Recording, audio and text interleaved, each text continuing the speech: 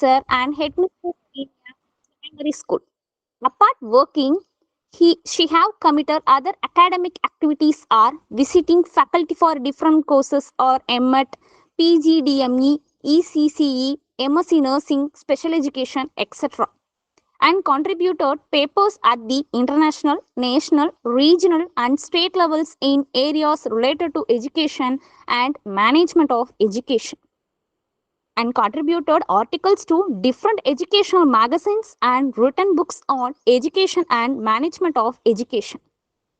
And ma'am got Best Teacher Award and selected for Bharat Jyoti Award in 2005, selected for Jewel of India Award in 2006 for Indian Solitary Council Delhi for outstanding achievements in the field of education. And one more award, Lifetime Achievement Award in 2006 for International Institute of Education and Management for outstanding performance in the field of education. Now I invite our delight resource person, Dr. Ambujam V. Iyer ma'am, to deliver her session. Welcome you, ma'am.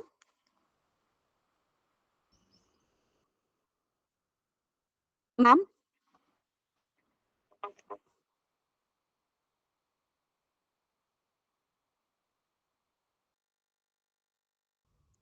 ma'am,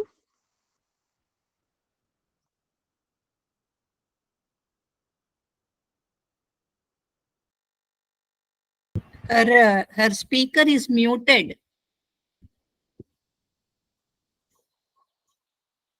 Hello. ma'am. Hello, ma'am. Yeah. Yeah. Am I audible? Yes, ma'am. You're audible. Okay. Just give me a moment. Just give me a moment.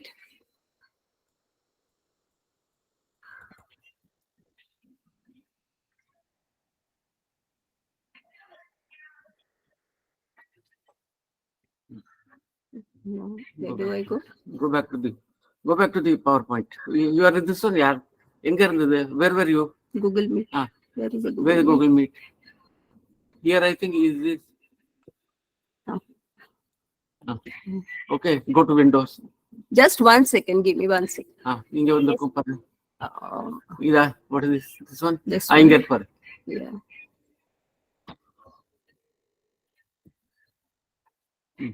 Correct? Huh? Yeah. Okay. Am I audible? Yes, ma'am. Yeah. You can see the PowerPoint. Can you all see the PowerPoint? Yes, ma'am. Yes. I've Yes, shared ma'am. the screen. Yes, madam. It is visible. It's visible. Thank you so much. Yeah. Good afternoon to each one of you. And today's topic given to me is Institutional Development Plan. As per UGC guidelines, I'll be taking the introductory part of it, and Madam Saudamini will be taking the latter half, the practical part of it, how a plan is created, and so on. Before I start, let me tell you what all I'm going to cover up today. I'm going to talk about a little about the new education policy 2020 because that is linked with our IDP, Institutional Development Plan. So a little input on that. Then we'll look at the relationship between NEP and higher education and how the higher level goals are aligned with our institutional development plan. And for that, there are 3 areas which I'll be covering. One is sustainable goals, development goals. Second is national credit framework. And the third one is academic card bank, credit bank. Finally, we'll be seeing some guidelines, UGC guidelines for preparing an IDP. And what does the draft propose? These are the areas that I'll be covering. The topic is dry, and I won't say it is complex. It is new for us. So anything new takes time to absorb. So you may need to be a little attentive, but whenever and wherever you have questions, you can pose. There's absolutely no problem. we are going to see the current status of higher education and the reason why we need NEP. Before I start talking even of NEP, NEP stands for New Education Policy 2020. It was drafted in the year 2020. The previous one was drafted in the year 1986. After 1986, with a gap of almost 35 years, this one has been drafted. The National Curriculum Framework last was drafted in 2005. The new one is being drafted now. Now, why do they have these policies as intermittent periods? The reason is the change in our systems in terms of technology, in terms of conceptual understanding, upgrading of concepts. There are so many things that come into play. The finance system, the political system, all these play a role. And that is why in between 2 to 3 decades, they have a new policy coming up.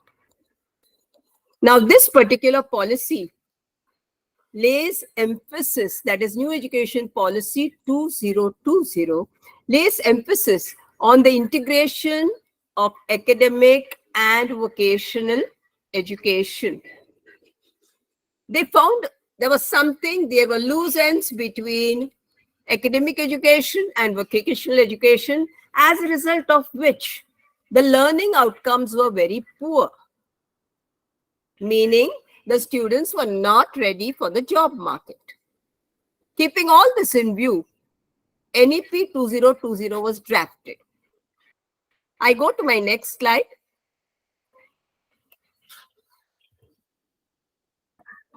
A little bit of understanding, because Madam is going to take up NEP 2020 in detail, but understanding the challenges that resulted in the new education policy. Basically, the challenges facing higher education today.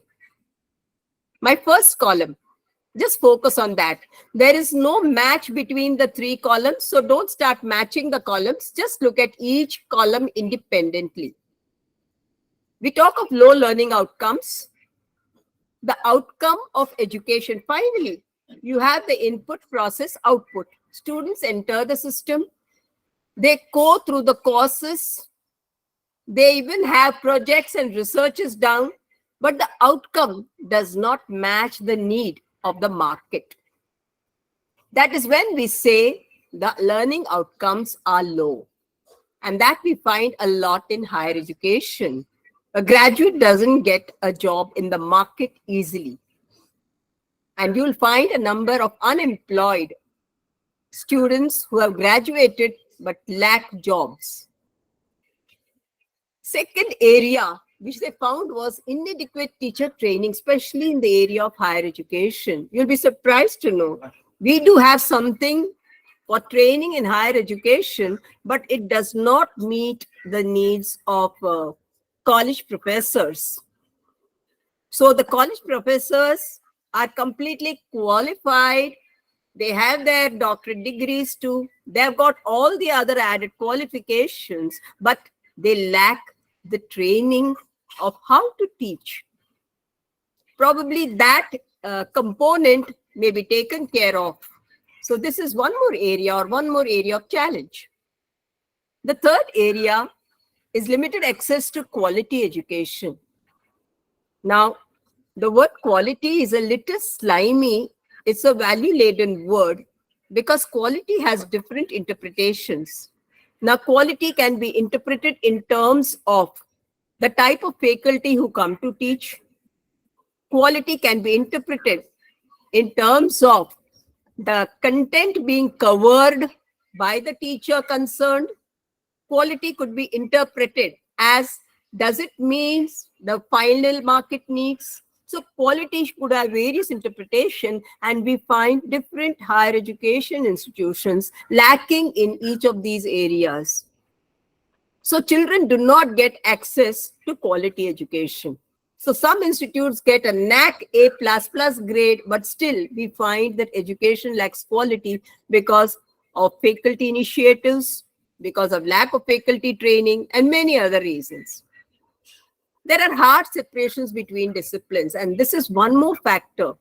And if you go to the other countries, the Western part, the developed countries, you'll find that there are no separations. What do I mean by hard separations? You say, I am a science graduate, I am a commerce graduate, or I am an arts graduate. So we limit ourselves to one particular discipline and we put ourselves in watertight compartments. Now, they are going to make it more flexible, wherein you can move laterally. You finish 2 years of commerce and then you can go in for arts, or you can do something with vocational. So there is going to be a lot of flexibility. What is the reason? Very often we enter a discipline thinking that it is made for me, but then you realize after completing 2 years, you're not happy with it. So these hard separations should go so that the system becomes flexible and mobility is possible. This is one of the lacunae in our higher education system. There are a lot of technology issues and language barriers. The technological issues you are very well aware of, and especially when the settings are different, if it's a rural setting or if it's an urban setting, the situations are different. Each institution is positioned in such a way that it financially is good or may not be good. And that also becomes a factor, a limiting factor when it comes to technology development. There are many other areas related to technology once again. Is the faculty well equipped to introduce that technology in the discipline? So this becomes a barrier. If I'm not equipped as a higher education teacher to interpret the content in a manner which should be globally understood, then I fail to give them the proper education. So these are some issues. These technology issues are there. There are language barriers too. As I told you, India is a conglomerate. India is made up of a number of states and union territories. There are more than 300 languages and dialects. So when you have such a combination, a diverse population, there is bound to be language barriers. So the system aims to rule these all out, the new system. So the main focus now of NEP is going to be on access to education. Everyone gets a free access to education, an independent access to education. Nobody can be barred or said that you're not qualified, sufficiently qualified, or your entry level is not sufficient, it does not match the criteria. Nothing as such is going to happen now. There is going to be equity. Now, unfortunately, in a place like India, this aspect is questionable. We talk of equity and equality. These two terms mean different. Equality talks of every student in your class getting the same treatment, the same way a teacher teaches, the same marking system, everything the same. And then when we put it in a larger context, we talk of the institution, one institution A with institution B, teaching the same content, the same subjects. When such things take place, we talk of equality. When it's equal everywhere. Now, equity, what happens with equity? When you go to regions like Northeast, when you go to tribal regions, one finds that the resource allocation for such regions is comparatively lesser. Why? Because it's not an economic criteria for them. For example, I stay in Mumbai, which is supposed to be the economic capital of India. So you'll find funds from the Center for Higher Education or for education per se being allocated more to Maharashtra than compared to some regions in the Northeast or other hilly regions. Now, when this situation arises, it is called as non-equity. There is no equitable distribution of funds. The same happens with education. A student comes from the tribal area, was graduated and comes down for postgraduate education. Now he's barred entry saying you do not know the language. You know your concepts in a different manner. You have not understood them as we want you to understand. And there the question of equity comes in. So financial equity, then mobility equality. There are so many areas of equity which are challenging today. Okay, so in higher education does face it. So the focus will be on equity, meaning every region in the country will get the same treatment. Nobody can be barred from anything. The third aspect is quality. Quality basically meeting your industry needs, your market needs. When I talk of market needs, it could be any field. It could be from the area of education.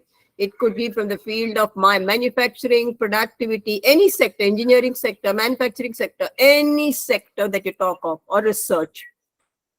Our students should be prepared in such a way that the outcome should be a quality product, so that the ultimate customer gets the best from the market. Okay, so your students get the best opportunity. Today, only IITians are given their pay packets sometimes in crores, whereas a normal engineering student does not get it.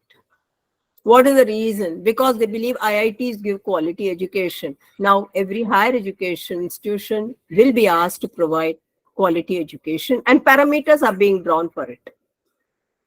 Affordability is another aspect, and you find this a very big factor in the Indian context. By affordability, we mean the cost of education for the student. Even today, in a city like Mumbai, I can talk about higher education institutions which charge you lesser fees compared to some institutions that charge very high fees. Now, those who can afford that kind of education, or they want to go for an upscale institution which has more facilities, then they pay higher amounts. Vis-a-vis those who cannot afford, go to another institution. Now, there is going to be some sort of, to reduce this gap, there is going to be some sort of intervention wherein every student will get the equal opportunity. And so affordability factor will also be taken into consideration. The last is the focus will be on accountability. Sorry, teachers, we are all in the same profession. We are all very responsible, but the accountability factor becomes questionable. When I talk of responsibility, if you divide that word, it is responsibility, the ability to respond to a situation. And we as teachers do. We go on time to our colleges. We teach the desired portions. Okay, we complete whatever has to be taught in the given time period. But are we accountable? That's a big question mark. So accountability is different from responsibility. Accountability means I'm answerable to any and every situation. If the child does not know a particular area of content, am I in a position to see every student in my class, 150, 100, whatever are the number of students? Do they comprehend what I speak? Or am I checking every aspect of whatever I wanted to teach them? Have they learned it or not? That is where accountability comes into play. Let me give you a simpler example. I have 10 rupees and I give it to my child to buy something. When he comes back from the shop, I do ask him, how much have you spent and where did you spend? So when I ask these questions, I know I'm accountable. But I'm responsible when I say, go and buy a notebook for yourself for 10 rupees and come. But accountability takes the detailed picture.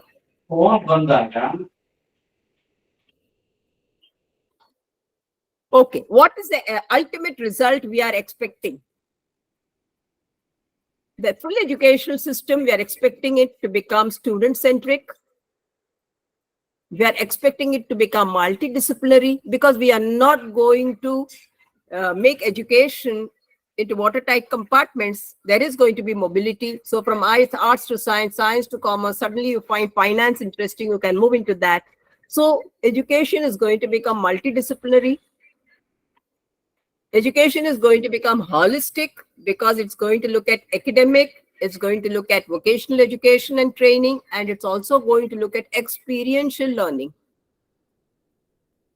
Education is also going to become flexi because of mobility and choice of different courses or streams that you can take in between.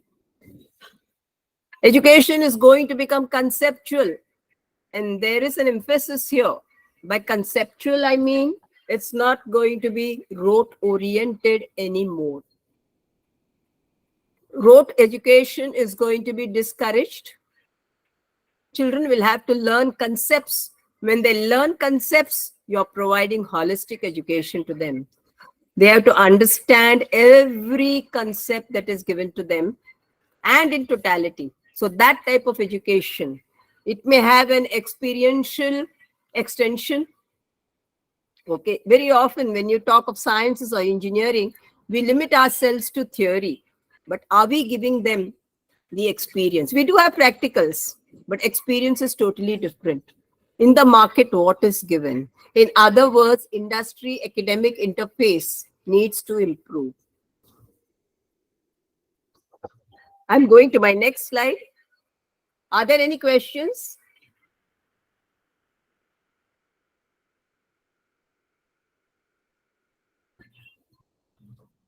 NEP, let's look at what's going to happen to the undergraduate scene. What is going to happen to the undergraduate courses? The courses are going to be credit-based now. Till now, they are not credit-based. If you want to earn credits, you go to the university with your result sheet and then they may add the credits for you. But basically, education per se is not credit-based. Now, these credits are given in terms of the number of theory lectures, the number of practicals or tutorials conducted. This has to be finalized still. At the moment, they say that one lecture of theory per week or one tutorial will be, or one workshop will be considered as one credit. Now that will be pronounced in detail later. But let us look at this. I just try to tell you what is credit. Exit and re-entry at any stage of higher education. As I told you, you can leave after finishing the first year. You finish your 12th grade, you enter the undergraduate course. And after the first year, you feel I've had enough of it, you can get out of it. After second year, you want to go out of it, you can. After third year, you can go out of it. After fourth year, you can go out of it. In my next slide, I'll give you in detail what are the degrees you will get after first year, second year, third year, fourth year. It's given here also. Completion of 1 year, you will get a diploma. So the first year of your BA program, you will get a diploma if you leave the course. If you complete 2 years, they may also call it certificate. Remember, let me remind you, diploma or certificate. If you complete 2 years, it's called as advanced diploma or a diploma. If you complete 3 years, you get a degree. If you complete 4 years, you will get with a research component. You conduct research. In the fourth year, you get a proper honors. For postgraduate master's degree, 1 year. If you have completed a 4 years course in undergraduate, then you have to do master's degree only of 1 year. But if you have done your degree of 3 years, undergraduate degree of 3 years, then you will have to do your 2 years master's. Excuse me, ma'am. Yeah. Ma'am, your slides are not visible, ma'am. Let me just check, sir. Let me check. This slide is not visible? Yes, ma'am, it is not visible. 1 minute, huh? Yes.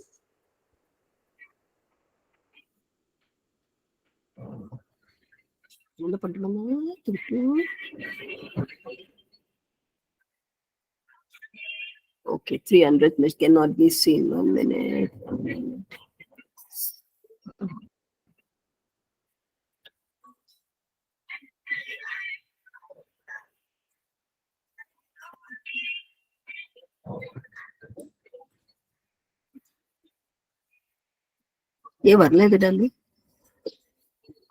Why is the PowerPoint not coming? Google Meet is not combined. This is wrong.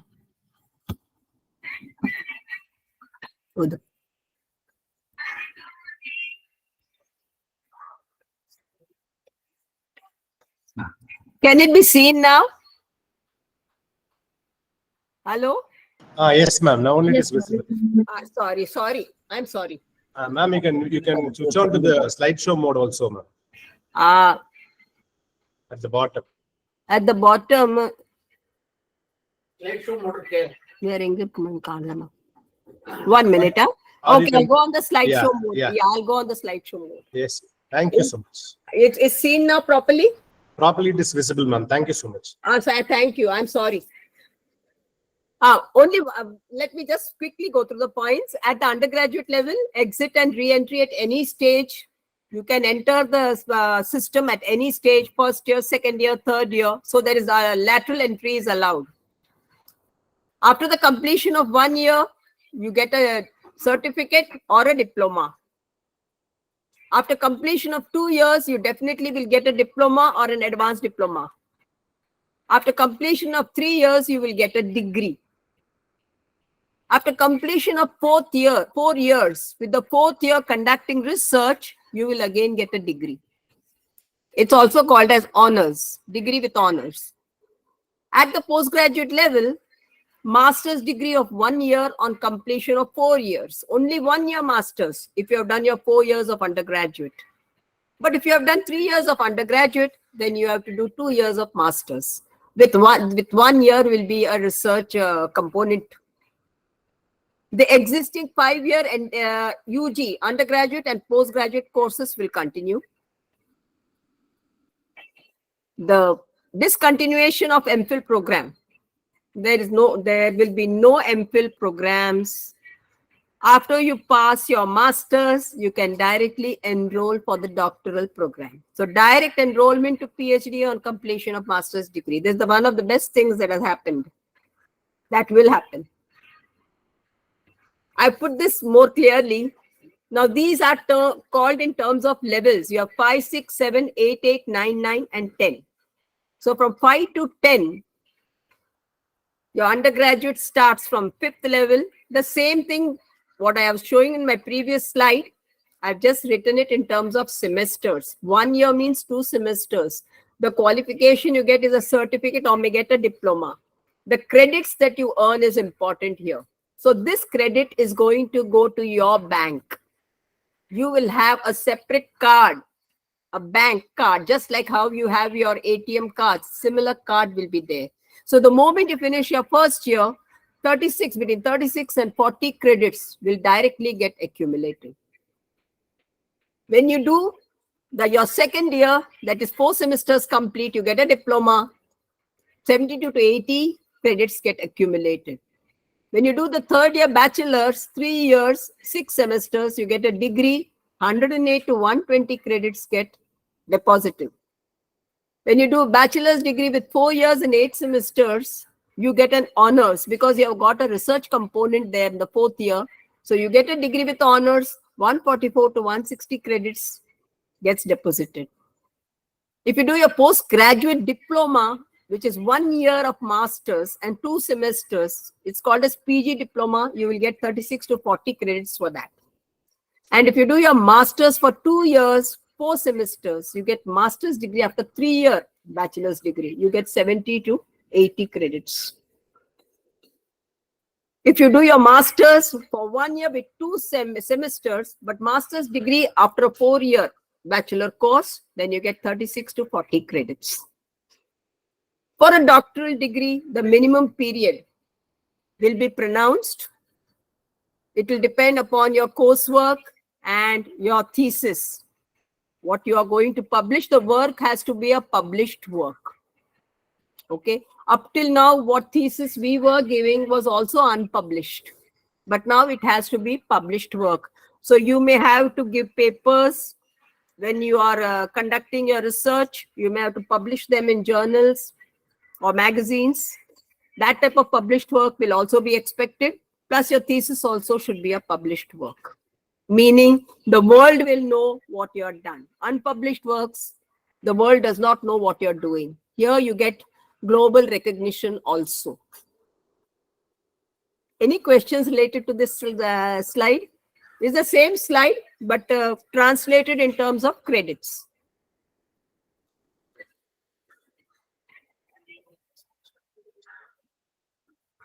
Why IDP? We're coming to why IDP now. We talked a lot of NEP, the reasons being this is the background for IDP.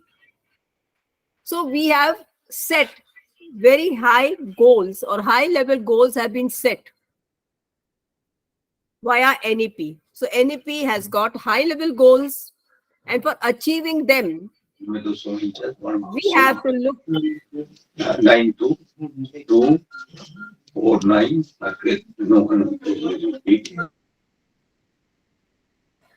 I hope everything is clear. Is the slide visible?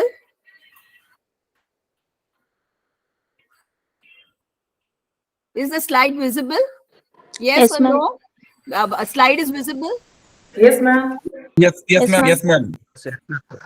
Yeah. Because when there's no response, I thought the slide is again not visible. So for achieving these higher level goals that have been outlined by the NEP 2020, we need to look at three specific areas. One is Sustainable Development Goals, SDGs as they are called, National Credit Framework, which plays a very crucial role, and the third is Academic Bank of Credits. Now, when we look at all these three, this is just a conceptual design of IDP. You can look at this as a conceptual design. It has been prepared by me. So it's a conceptual design connecting our NEP 2020 and IDP. When we look at all these three areas, we are in a position to compete with global education. We can achieve academic excellence along with professional excellence. So this slide is a very important slide because in totality, it gives you the picture about NEP, NEP's aims of higher level goals and how they plan to achieve through these three areas and achieve academic excellence and professional excellence. Now, those three areas, the first one I talked about is sustainable development. And why do we talk of sustainable development? Today, we are talking about internationalization of education. Students are going abroad. It's not that they are not going abroad. They are going. We are going to promote it further. We are going to see that our education system manages their education system. Why do our students have to go abroad at all? So let us match global standards. To match global standards, we need to look at these three major areas. The first one is sustainable development. The first point in sustainable development is peace. We see the world around. We find that many societies are not inclusive. There's a lot of racism. There is ethnicity. And we find that peace lacks in the world. So we need a world that is free from fear and violence. And we need to see that our planet is well protected. So we need to give that type of an education which fosters peace, which fosters justice, which makes society inclusive. So probably a multicultural society, multi-ethnic society. So we include all the religions, races, and come together. And we function in a manner which is free from fear and violence. So when we talk of higher education, we need to see that this exists. Let me give you the examples of JNU, what's happening in JNU, and you can understand why I'm talking about this. Ensure that let's look at the second aspect, this planet. We ensure that all human beings can enjoy prosperous and fulfilling lives and save the planet from degradation and climate change. Climate change is a hot topic today across the world. Many countries still do not want to participate in climate change for reasons whatsoever. It could be political, it could be economical, they get a lot of money. Okay, so they don't want to enter into this aspect. India has taken a lead position. India talks about green energy, promotes solar energy. So we are looking at climate change very seriously, and we are saying by 2030, by 30%, we are going to see a betterment in our climate. We are going to contribute to positive climate change. So we have to ensure that all human beings can enjoy this, so their lives are better. They don't suffer from diseases. They breathe free air. Okay, good air. The third one we talk about is 1 minute. People. We need to end poverty and hunger. We need to promote equality, dignity, and healthy life. If you look at our political system today, as per the government today, the main aim is ending poverty and hunger. 25 crore people have been brought above the poverty line. Even yesterday, it was mentioned in the news. So we are moving very positively in that direction. But if the government moves, the system is connected with the government. We also should think on those lines. So ending of poverty and hunger, promoting equality irrespective of caste, creed, race, having or giving dignity,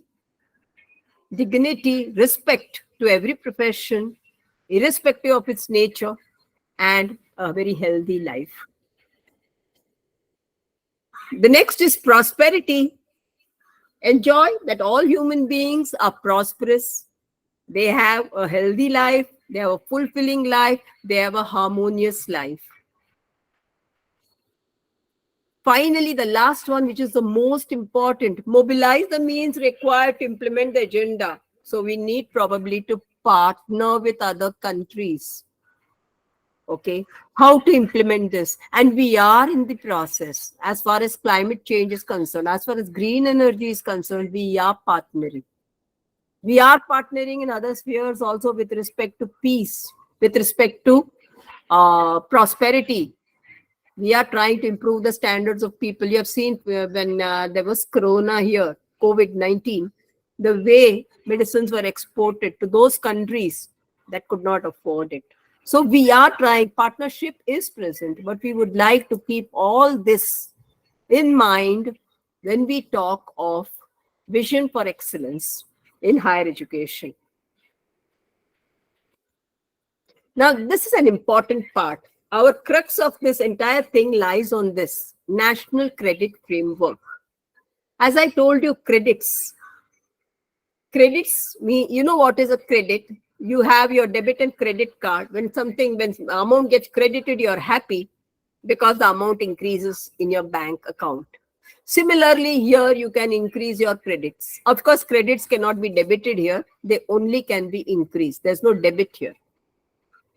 What does NCR actually, if you want to define NCR in a very simple language or a single statement, a comprehensive enabling credit framework that integrates all kinds of learning. A comprehensive, by comprehensive means what? A complete, in totality. In totality what? All kinds of learning. What do I mean by all kinds of learning? Starting from preschool, primary, secondary, higher secondary, higher education, postgraduate education, doctoral education. So that's comprehensive. What do I mean by enabling? The term enabling means empowering. So this is not going to be a regulatory mechanism. It's not going to be a dictum where students get threatened. It's going to be enabling. It's going to empower them with credits. It's going to make them feel very good because they are going to add credits. So as I told you, when money gets credited in your bank, you're happy. Similarly, when credits get added, their dignity increases. Okay, their self-esteem, their respect, everything will be enhanced. Their position in the marketplace will improve. So it will be an enabling credit framework that will integrate all kinds of learning. I've drawn 3 categories of learning. So it will integrate academics, Right from elementary school, higher education. Why have they written elementary school, higher education? You find children from rural, tribal areas topping their education after school, say 10th standard or 5th standard. So are we going to say that they don't earn credits? They will get their desired credits. Through what? Vocational skills and also experiential learning. So all these three components will integrate with each other. There will be no dividing line. You cannot demarcate them. They will all come together, and each time they will get added to your bank. You may have a lot of questions within you. Let me give you a very simple example. For example, an auto mechanic who repairs two-wheelers. Okay, he has done his ITI. So he has got some credits accumulated. So till 12th standard credits accumulated, ITI course credits accumulated. Now he's working. He works for a few years and he finds that now he can even repair four-wheelers than two-wheelers. So he has graduated from two-wheelers to four-wheelers and he's making more money. Now, this experiential learning will also gain credits for him. How will they do that? They will try within an academic year to appoint a committee, skill assessment committee. And this skill assessment committee for that particular branch will help him earn those credits. So anyone can earn those credits. It's not that only if you are in the system, you can earn the credits. You are outside the system and you have this bank credits card with you, you can add to your credits. So what in the bargain, it ensures flexibility and mobility. Look at the flexibility of the system. Otherwise, today what happens? You find, you call plumbers home, you call, AC repair, mechanics home. And when you look at the lifestyles, you find them so, they are, so underpaid. They are not well off. Their quality of life is not too good. But now with this, they can change their lives. Okay, and then we are looking into a developed world. Okay, we are going to move ahead. I'm again continuing with the same. I'm extending it so that the concept becomes very clear to you. Creditization of all learnings and assignments. You finish your first degree, as I told you, you'll get 35 to 40 credits. You feel, I don't have money, I have to drop out. Let me take a certificate and drop out. After 5 years, I'll come and continue. You're allowed to do. And in those 5 years, you do some vocational training. You go for an ITI, or you just learn some 6 months course in refrigeration or whatever. So you will get credits for that. And then when you start working and your experience increases, once again, your credits will be increased. I told you there will be a committee appointed. So nobody has to worry how it's going to be done. Assessment is to be done. Now, if you are in an institution, you will try to finish within that one academic year. But if you are outside the institution, they can request and get a committee instituted. They will be assessed and credits will be added to their bank card. So creditization of all learnings and assignments, all the research projects that you do, the extra projects, the extra researches. Up till now, we don't get any acknowledgement for it. But now acknowledgement in terms of credits will be sought. Now, all these credits that you get, just like in a bank, you'll keep on accumulating and there is a place for storage. Now, this storage will be the common point. And now this common point will be decided. It's still to be, there will be a format probably where they'll ask your name, which institution you belong to, what's your qualification, which stream, all these questions would be there. And based on that, your credits will start adding, and it will get accumulated and stored. So just like a bank, you just have to give your keyword or password, whatever it is, and then you can open your account and see how many credits you have got. And for which job you can apply. Everything will become so easy. Transfer of credits is also going to be possible. You can transfer credits. You don't have to stick to them. You can transfer credits from one discipline. Suppose engineering. I finished engineering. Oh God, I've done my engineering for 4 years now. And you have got your credits now. Now, after that, you feel, no, I don't want to do engineering anymore. I want to move. I had a student who was moved into psychology now. What happens then? So all those credits get transferred to the psychology section when she starts, and again accumulate the credits get accumulated. Previously, what used to happen? There were hard separations of discipline. So if you finished your engineering, and then you went for psychology, all the engineering education that you gained was waste. Now it will not happen like that. Now, this also will help in promotion of internalization of education. I don't know whether when you want to go abroad, okay, they ask for credits. They ask for your GPA, okay, grade point average. And if your grade point average is high, then you get admitted into the course of your choice in the institution of your choice. They're trying to come up with something similar like that. So similar situations as existing in the West is going to be practiced in India too, promoting internationalization of education. You can even redeem credits subject to assessment. As I told you about this mechanic, from bicycle or from cycle, it becomes to a two-wheeler to a four-wheeler. Now he can redeem and say, see, I've improved myself. Now add my credits. But subject to assessment by a committee instituted. Now everything will be the committee instituted will have people who are recognized, who are authorized. So they will be listed people, registered people. So anyone cannot form a committee. Remember that too. So that the credits accumulated are also genuine and authentic. Establishes academic equivalence between vocational and general education. Somehow we have an education system wherein we take in or we absorb the concepts or we absorb the content that is given to us. But when we go to the world of work, there's absolutely no match.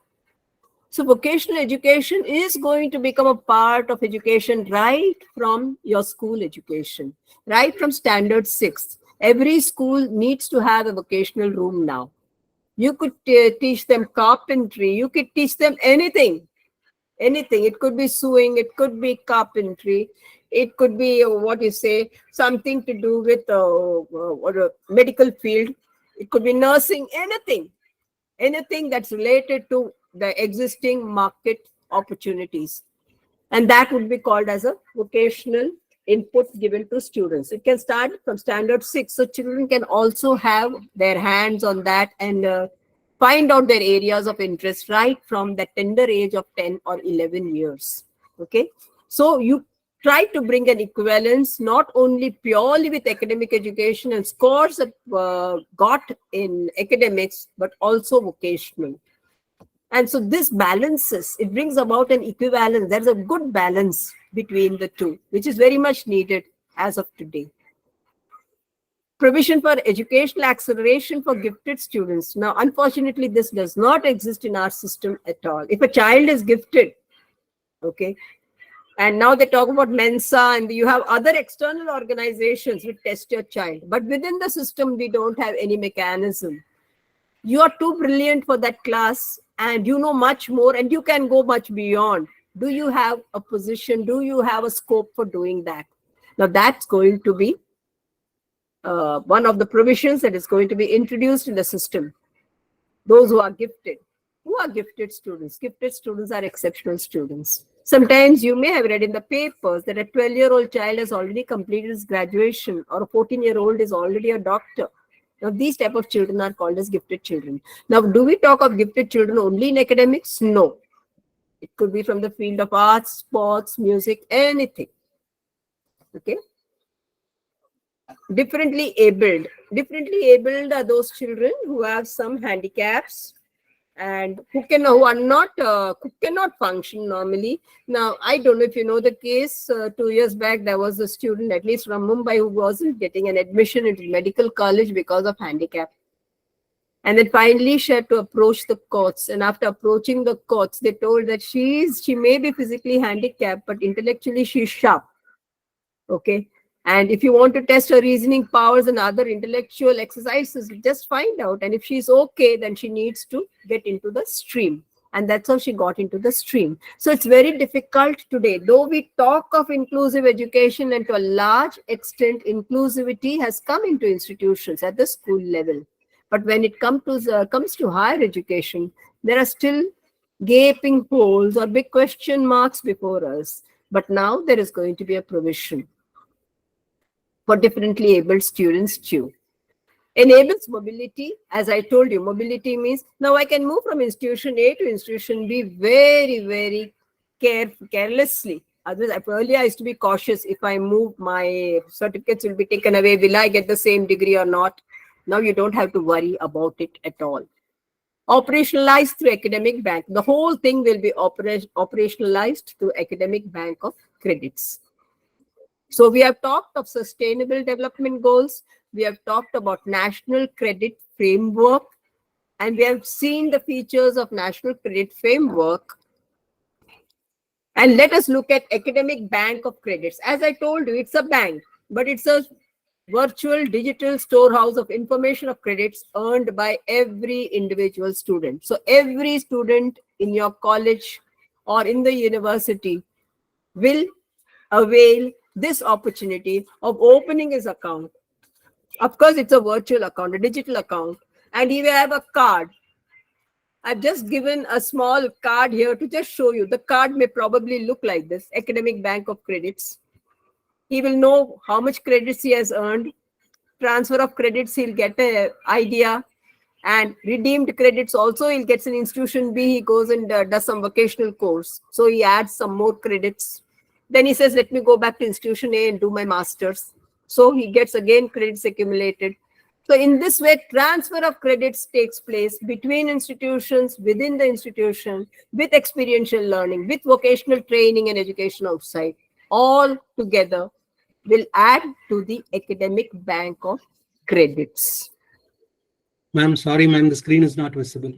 Oh, thank you for telling. I don't know why this is happening often. 1 minute, I'll again go back.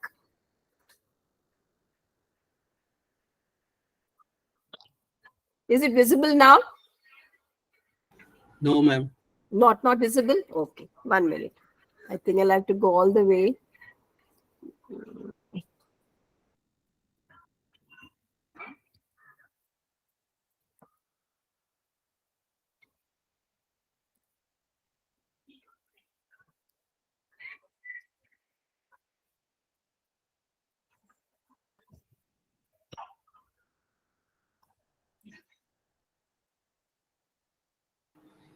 Yes, ma'am, the slideshow, please, ma'am.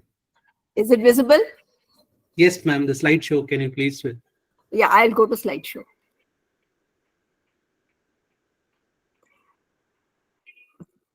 And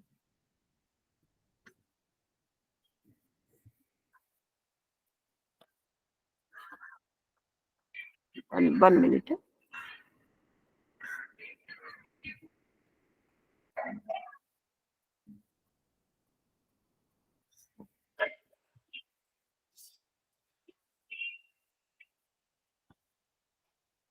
Visible?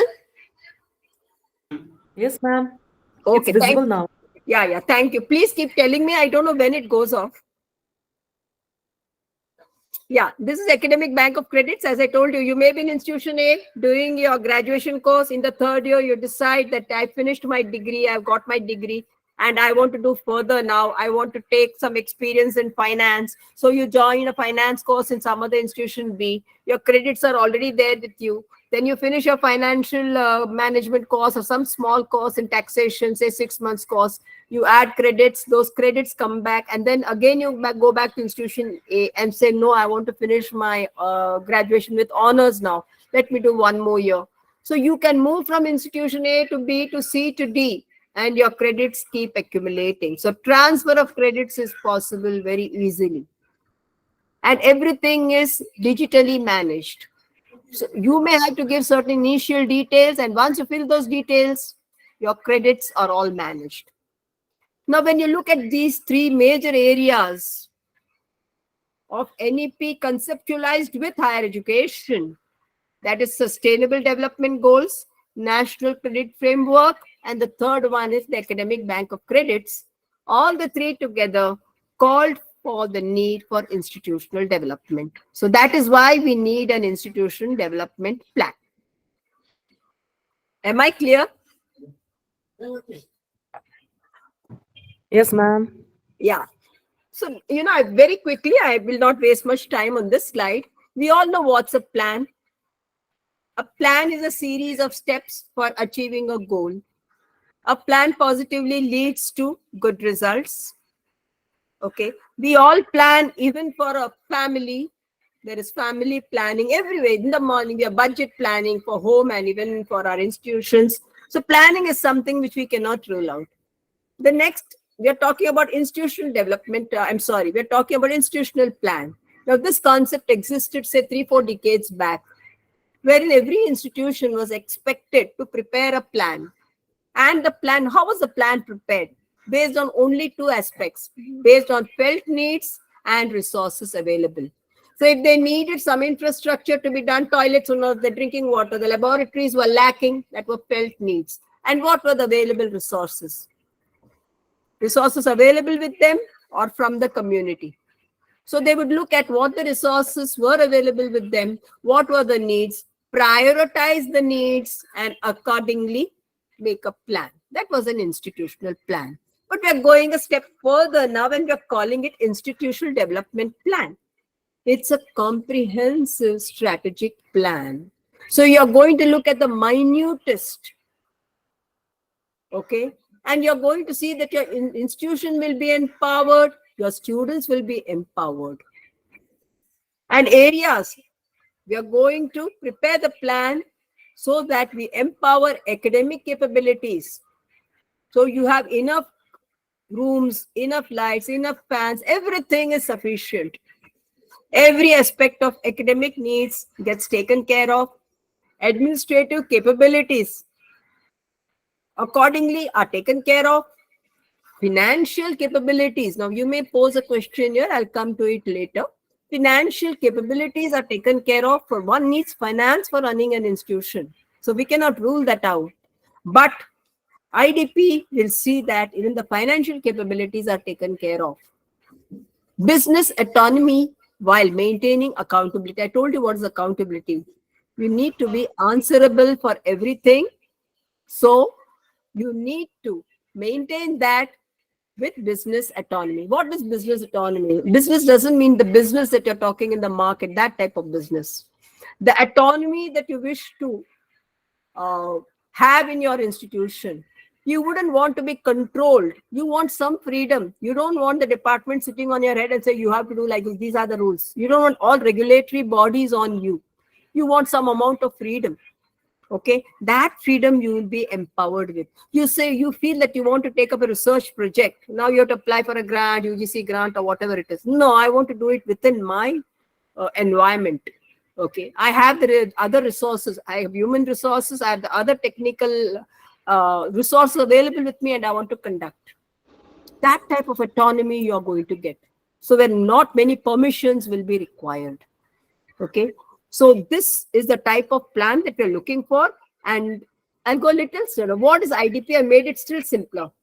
It's a blueprint, a roadmap, you call it. You call it a comprehensive strategic plan, and it will outline the details of the program. Now, one program, no. Programs, academic, you have so many departments in your college. Okay, there are so many aspects to be planned. It could be even the cafeteria. It could even be a sports department. Okay, you may have a psychology department and you may have another for medicine or a healthcare department, whatever department.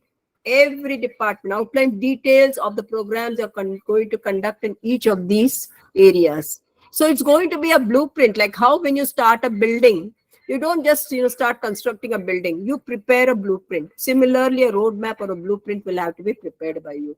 Now, you're going to ask me, am I going to prepare as a teacher? No. With the help of the center, with the help of whatever authorities are there, you will set up a small committee. The committee will take charge of, or probably you can have subcommittees in one institution and try to break up your tasks.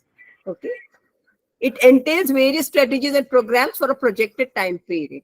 Now, basically, we have three kinds of plans. You have short-term plans, mid-term plans, and long-term plans. These are all long-term plans. So when you're preparing an IDP, you're going to say 5 years from now, where is my institution going to be? I'm sure even for your career, you may be thinking in that fashion. Today, I am a professor. 5 years from now, do I want to become a director or a chancellor, whatever it is? 5 years from now, where do I want to be? 10 years from now, where do I want to be? Similarly, for the institution, you prepare a 5-year IDP. You want to add on rooms, you want to add on facilities, you want to add on some, something when you're conducting some research projects, you need some additional rooms, etc. Especially when we talk about biology or microbiology, you may need some extra microscopes, etc. Capital expenditures will increase. So probably in that projected period, so projected time period is important. What do you want exactly? Entail all those strategies and programs. The third aspect is the goals should be measurable and methods by which the institution evaluates success. Any goal that I mentioned, if it's not measurable, at the end of 5 years, we are going to have a laboratory which is going to be equipped. That goal is not going to be measurable. So you may have to break down that goal into measurable steps. Okay.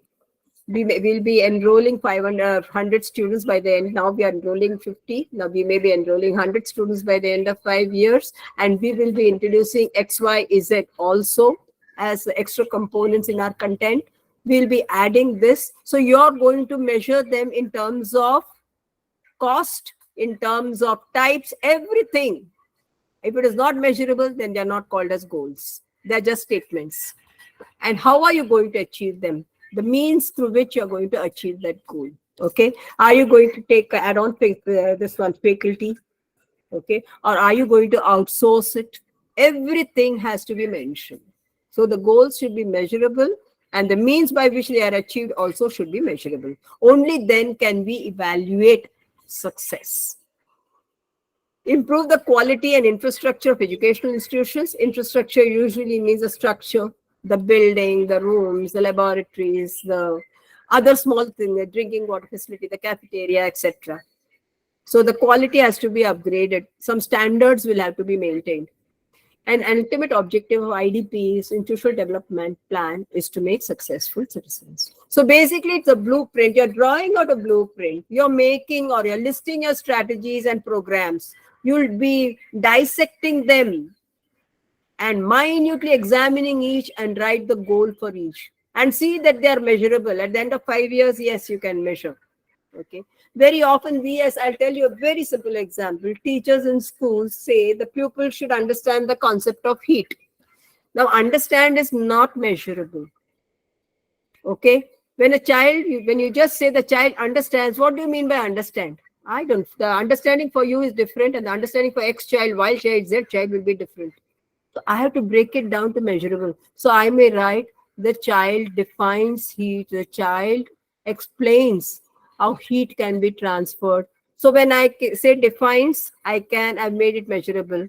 When I say explains, I've made it measurable because he's going to give it to me in 2 or 3 statements and I'm going to see whether his explanation is right or not. Similarly, here we have to put them in terms of measurable goals. Now, UGC has framed certain guidelines. UGC says, please follow these guidelines, which will help you in understanding IDP. Achieving academic and research excellence. That will be the first guideline they want. Why do they want IDP? Okay. This is the underlying guideline. Now, we call it as impact research. They want to improve research in the areas of higher education. So, achieving academic and research excellence, improving teaching learning standards. The teaching learning standard needs to be upgraded. Quality teaching needs to be given. Faculty needs to be trained. Probably in-service training may be required to improve their quality.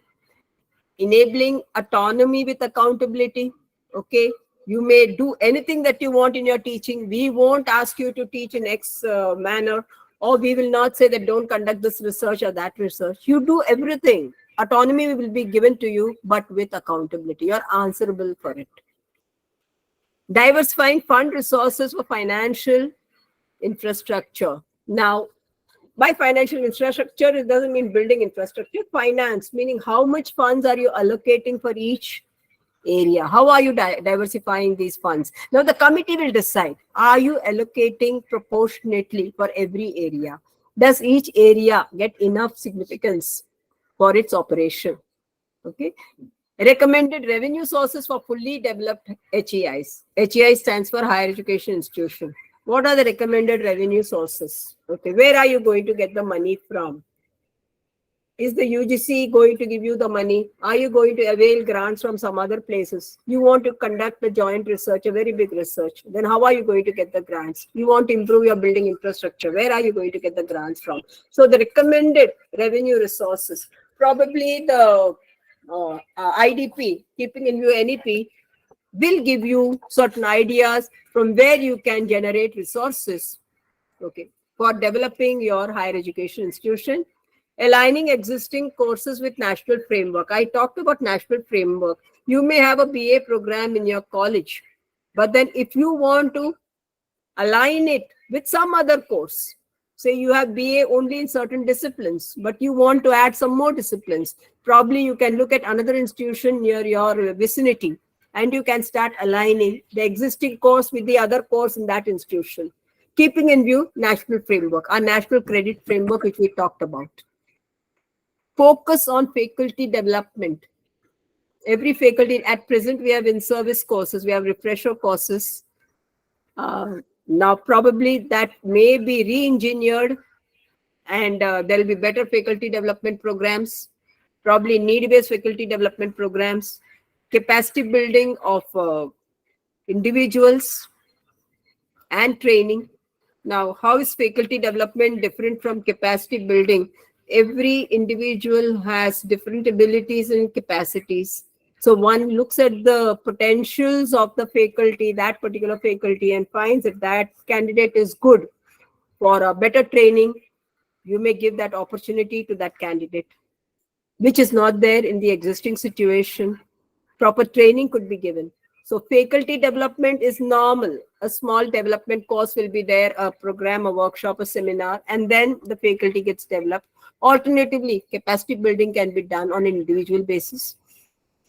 Preparing students for new age skills. Now, these new age skills are a number of them. They include all kinds of skills. They include technical skills. They include life skills. They include environmental. They include all these come under one umbrella called as new age skills. Yes, puninga Hong Kong Finwan niya. Nga wo nya wan kruik tu bro si yeng talayak nga.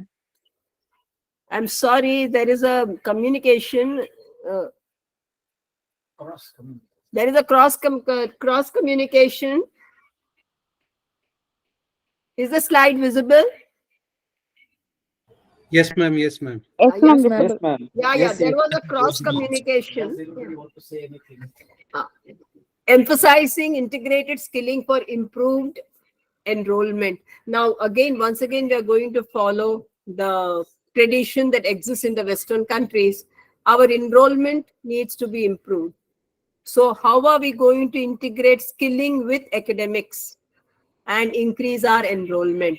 In other words, industry academic interface needs to be refined, needs to be re-engineered. We need to give this area a push. Okay, then probably our enrollment will increase. Why are we thinking about improved enrollment? Because we find that our country, India, we have the maximum number of youth at for higher education as well as for employment.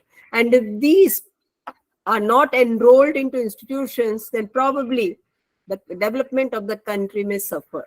So we need to integrate vocational skills or whatever skills related to that discipline with academics and see that we increase our enrollment.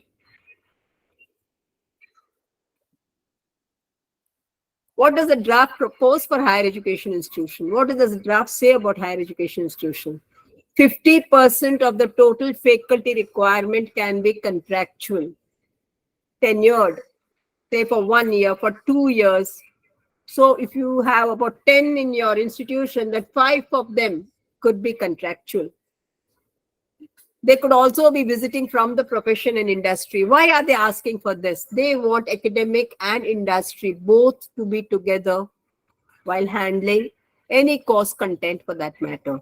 So they are even ready with 50% of the total faculty requirement, be contractual, so that the remaining 50 come from the industry or from their professional organization. They're talking about a fast-track promotion system for faculty members. They want a 360-degree performance assessment to be conducted. Basically, peer review, student review, superior and subordinate review. So this is called as 360 degrees performance assessment. They want something like that, so that when the teacher or the faculty is evaluated in such a fashion and the faculty deserves a promotion, the faculty gets it.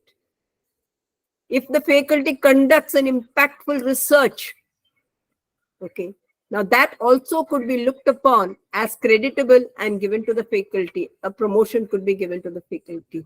Now this is called as fast track promotion. Others, normally what happens in our system, okay, you have completed so many years and then you have done 2 refresher courses. So now you're going to get your next level, or you have done your PhD or whatever requirements and you're going to get. It's not going to be like this now. The institution can make the decision. There will be a committee for this. They'll make the decision. Yes, this staff requires a fast track promotion. Now you have to maintain the faculty student ratio as set by the UGC. It's more or less same for commerce, management and vocational subjects. But for sciences, the ratio is 1 teacher, 25 students, 1:25. For commerce, management and vocational courses, the ratio is 1:30. I know this ratio is very small, and how it's going to be manageable, because then you will require more faculty and then of course expenses will pile up when you look at salaries and other requirements. May need to be worked out. This is a draft plan. This is not a final one. I'm continuing with that slide only, the second half. Action plan to upgrade academic and infrastructure facilities. So you have prepared a blueprint. So which areas you need to upgrade. Create infrastructure for online and blended learning. Now see, this is something very important. Online learning will get equal weightage, and even blended learning. I hope you understand when you have blended learning. So sometimes you have online learning and sometimes you have offline learning. You go to the college and attend the class. And sometimes it is done from wherever you are, virtual learning.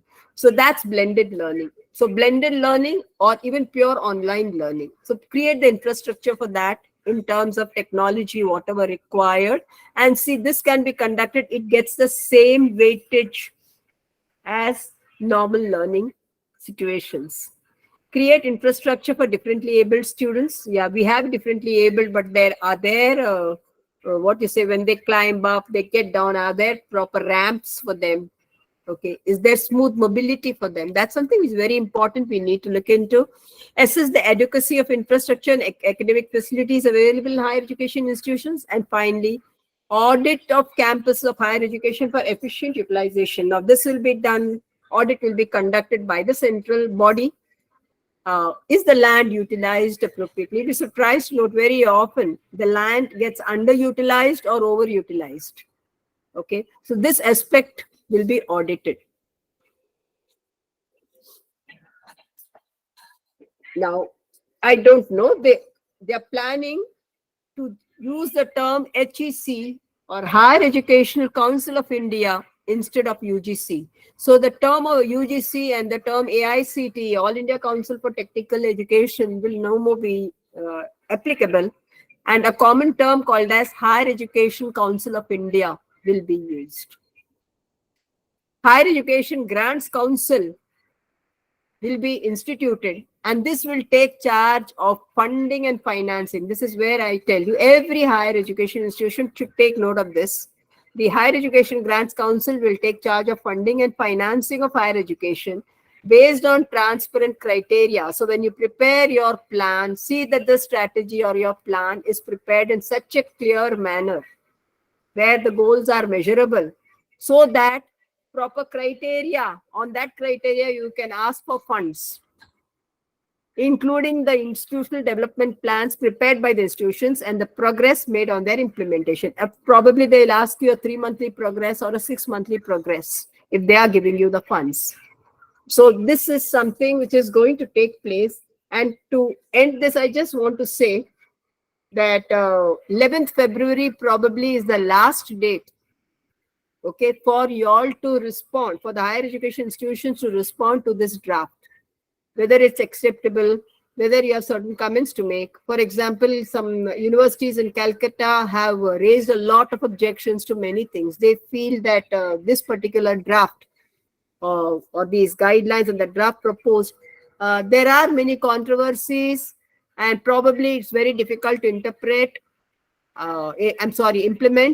So there are challenges, and many universities have given their comments. So you all will also have to give your comments on this draft, and the last date is 11th February of this year.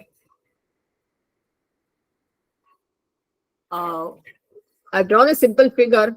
Anyway, it again relates to IDP only.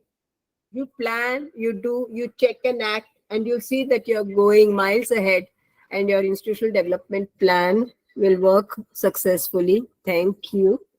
I hope I finished within the allocated time. And Madam Saudamini, you can take over. Thank you.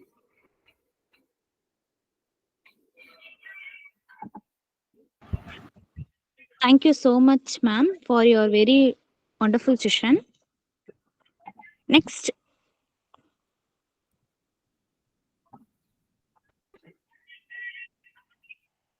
Next, I warm welcome to the resource person of today's session, Dr. Saudamani Manan, ma'am, Associate Professor, Department of Philosophy in the Memorial Teacher Training Center. Ma'am's career experience are 30 plus years of experience as college principal, university head in most prominent universities in India. 12 years teaching experience in schools, more than 50 workshops and seminars attended in India and abroad.